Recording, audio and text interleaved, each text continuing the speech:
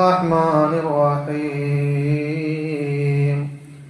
الصلاة والسلام عليك يا رسول الله الصلاة والسلام عليك يا حبيب الله الصلاة والسلام عليك يا خليل الله اللهم صل وسلم. بسم الله الرحمن الرحيم أذن للذين يقاتلون بأنهم ظلموا وإن الله على نصرهم لقدير. സൂറത്തുൽ ഹജ്ജിലെ 39-ാമത്തെ വചനാണ്. ഇതിൽ പറയുന്നത് മഹാനായ നബി സല്ലല്ലാഹു അലൈഹി വസല്ലമ തങ്ങൾക്കും സ്വഹാബാക്കൾക്കും യുദ്ധത്തിനുള്ള സമ്മതം നൽകപ്പെട്ടിരിക്കുന്നു എന്നാണ്. ഉദിന ലില്ലദീന, ഒരു കൂട്ടർക്ക് നൽകപ്പെട്ടിരിക്കുന്നു, സമ്മതം നൽകപ്പെട്ടിരിക്കുന്നു. യുഖാതലൂൻ, യുദ്ധം തിരിച്ചു ചെയ്യാൻ, യുദ്ധം ചെയ്യാനുള്ള സമ്മതം നൽകപ്പെട്ടിരിക്കുന്നു. എന്താണ് കാരണം? ബിഅന്നഹും ളുലിമൂ, അവർ അക്രമത്തിന് വിധേയമായി എന്നുള്ളതാണ് കാരണം. അപ്പോൾ അക്രമത്തിന് വിധേയമായ, പീഡനങ്ങൾക്ക് വിധേയമായ ആളുകൾക്ക് തിരിച്ച് യുദ്ധം ചെയ്യാനുള്ള സമ്മതം നൽകപ്പെട്ടിരിക്കുന്നു.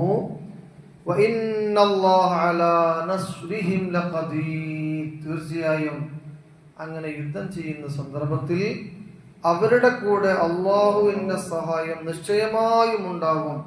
സൂറത്തുൽ ഹജ്ജിലെ 39-ാമത്തെ വചനം. നബി സല്ലല്ലാഹു അലൈഹി വസല്ലമയുടെ സമൂഹത്തിലെ നിലയും വിലയും, ആ കാലഘട്ടത്തിലെ ഒരു നേതാവിനുണ്ടാകേണ്ട ക്വാളിറ്റി യുദ്ധമറിയുക, യുദ്ധതന്ത്രജ്ഞനാവുക എന്നുള്ളതായിരുന്നു. പക്ഷെ നബി സല്ലല്ലാഹു അലൈഹി വസല്ലമ തങ്ങൾ മക്കയിൽ നിന്ന് 40-ാമത്തെ വയസ്സിൽ നുബുവത്ത് കിട്ടിയിട്ട് 53 വയസ്സ് വരെ സ്വന്തം നാട്ടിൽ ശത്രുക്കളുടെ എല്ലാ അക്രമങ്ങളും സഹിച്ച് ത്യജിച്ച് ജീവിച്ചു. പക്ഷെ തിരിച്ചടിക്കാനുള്ള സമ്മതം കിട്ടിയില്ല. 13 കൊല്ലം നബി സല്ലല്ലാഹു അലൈഹി വസല്ലമ തങ്ങൾ സഹിച്ച യാതന, വേദന അത്രമേൽ ഭയാനകമായിരുന്നു. ഇന്ന് ഫലസ്തീനിലെ മക്കള് പട്ടിണി കൊണ്ട് മരിക്കുന്ന രംഗങ്ങള് നമ്മൾ കാണണം. എന്നതുപോലെ തന്നെ ശുഐബ് അബീ ത്വാലിബിൽ 3 വർഷക്കാലമാണ് പുണ്യ പ്രവാചകൻ സല്ലല്ലാഹു അലൈഹി വസല്ലമ തങ്ങളും സഹാബാക്കളും പട്ടിണി കിടന്നത്. പച്ചില തിന്ന് ഭക്ഷണം കഴിച്ചു സഹാബാക്കൾ. ഹദീസിൽ കാണാൻ സാധിക്കും, ഞങ്ങൾ വിസർജിക്കുന്ന സമയത്ത് ഞങ്ങളുടെ വിസർജ്യവും ആടുമാടുകളുടെ വിസർജ്യവും ഒരുപോലെയായിരുന്നു എന്ന് സ്വഹാബാക്കൾ പറയുന്നതായിട്ട് ഹദീസിലുണ്ട്. അത്രമേൽ പ്രയാസകരമായ അന്തരീക്ഷത്തിലൂടെ 3 ദിവസമല്ല, 3 മാസമല്ല, 3 വർഷമാണ് പ്രിയപ്പെട്ട പ്രവാചകനും സഹാബാക്കളും ശുഐബ് അബീ ത്വാലിബിലെ ഖുറൈശികളുടെ ഉപരോധത്തിന് വിധേയരായിട്ട് നിന്നത്. പട്ടിണിയുടെ കാലം ഇസ്ലാം സ്വീകരിച്ചതിന്റെ പേരിൽ അനുഭവിക്കേണ്ടി വന്ന ഒരു പ്രവാചകൻ, അതത്ര മുഹമ്മദ് മുസ്തഫ സല്ലല്ലാഹു അലൈഹി വസല്ലം. അങ്ങനെ കൊടിയ പീഡനങ്ങളും യാതനകളും പ്രയാസങ്ങളും ഒക്കെ ഓരോ വർഷവും കൂടി വന്നപ്പോ സഹാബാക്കൾ വന്നവർ നബിയോട് ചോദിക്കുന്ന ചോദ്യമുണ്ട്, നബിയെ എന്താണ് പരിഹാരം? മുൻകാല സമൂഹത്തിൽ ഈസയുടെ, മൂസയുടെ, ഇബ്രാഹിമിന്റെ, സ്വാലിഹിന്റെ, ഹൂദിന്റെ ഒക്കെ ഒരു സമൂഹത്തില് അക്രമികളായ സമൂഹം ഇങ്ങനെ അക്രമങ്ങള് എഴുതിവിടുന്ന സമയത്ത്, അക്രമങ്ങൾ നടത്തിക്കൊണ്ടിരിക്കുന്ന സമയത്ത് പ്രവാചകന്മാരുടെ പ്രാർത്ഥനയുടെ ഫലമായി അക്രമിക്കൂട്ടത്തെ മൊത്തം നശിപ്പിക്കുക പതിവായിരുന്നു. എന്തേ നബിയെ അങ്ങനെ ഒരു പതിവ് ഇവിടെ ഇല്ലാത്തത് എന്നാണ് സഹാബാക്കൾ ചോദിക്കുന്നത്. ആ സമയത്ത് മുഹമ്മദ് മുസ്തഫ സല്ലല്ലാഹു അലൈഹി വസല്ലമ അവരോട് പറയുന്നത് ക്ഷമിക്കുക, ക്ഷമിക്കുക, ക്ഷമിക്കുക എന്നുള്ളതാണ്. അങ്ങനെയുള്ള അക്രമത്തിന്റെ ഫലമായിട്ടല്ലേ മഹദിയായ സുമയ്യ റളിയല്ലാഹു അൻഹ രക്തസാക്ഷിയായത്. അങ്ങനെ എത്രയോ സ്വഹാബാക്കൾ രക്തസാക്ഷിയാകേണ്ടി വന്നു. ഒരുപാട് സ്വഹാബാക്കൾക്ക് ശാരീരികമായ പ്രയാസങ്ങൾ അനുഭവിക്കേണ്ടി വന്നു. ഒരുപാട് സ്വഹാബാക്കൾക്ക് വീട് വിട്ടു പോകേണ്ടി വന്നു. ഒരുപാട് സ്വഹാബാക്കളെ പട്ടിണിക്കിട്ടു. അങ്ങനെ ഒരുപാട് ത്യാഗങ്ങൾ, വേദനകൾ, പ്രയാസങ്ങൾ അനുഭവിച്ചു.